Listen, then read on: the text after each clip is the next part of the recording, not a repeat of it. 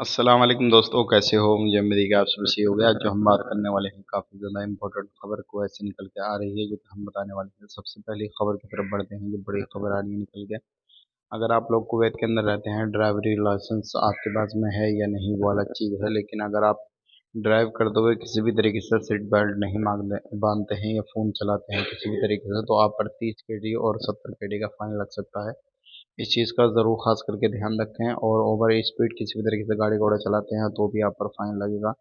कई सौ केडी आप पर फाइन लग सकता है। बात कर लेते हैं यहाँ पे चेकिंग अभियान में कुछ गाड़ी घोड़ा उठाई गई हैं जो क्या इलीगल तरीके से कामकाज कर रहे थे, जो रोड पर किसी भी तरीके से सेल का काम करते हैं, जिनके पास में लाइसेंस नहीं होता, वो लोगों की गाड़ियाँ उठाई गई हैं। अब बात कर लेते हैं यहाँ पे चेकिंग के हवाले से। कुवैत के अंदर इस टाइम पे काफ़ी बड़ा चेकिंग चल रहा है, जिसके अंदर हर तरीके से लोगों को चेक किया जा रहा है, चाहे वो किसी भी प्राइवेट सेक्टर में काम करें या फिर गवर्नमेंट सेक्टर में काम करें।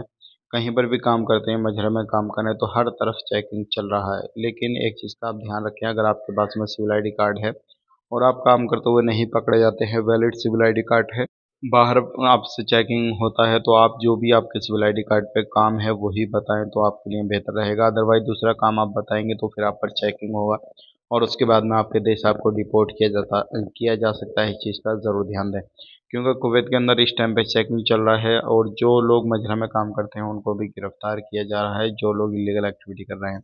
और ऐसे लोगों पर कड़ी कार्रवाई की जा रही है जिनके पास में सिविल आईडी कार्ड एक्सपायर हो चुके हैं और अभी भी उनके 1 महीना 2 महीना काफ़ी ज़्यादा समय हो गया है। तो अगर वो अपना सिविल आईडी कार्ड बनवाना चाहते हैं तो उनको वो फाइन पे करना पड़ेगा, उसके बाद ही उनका सिविल आईडी कार्ड रिन्यूअल हो सकता है। तो इस चीज़ का खास करके ध्यान रखें। और अपने नए वीज़ा पे किसी भाई बंधु को बुलाना चाहते हैं तो ऐसी कंपनी का वीज़ा लें जो कंपनी ज़मीनी स्तर पे है। अगर किसी भी तरीके से कोई ऐसी कंपनी का आप वीज़ा लेते हैं जो कंपनी खाली कागजों में है, ज़मीनी स्तर पर नहीं है, तो इस चीज़ का ध्यान रखें, फिर कभी ना कभी आप ज़रूर पकड़े जाएंगे। और इस समय काफ़ी ज़्यादा समय नहीं लग रहा है, सिर्फ 1-2 महीने के अंदर ही लोगों को पकड़ा जा रहा है जो लोग इलीगल एक्टिविटी करते हैं।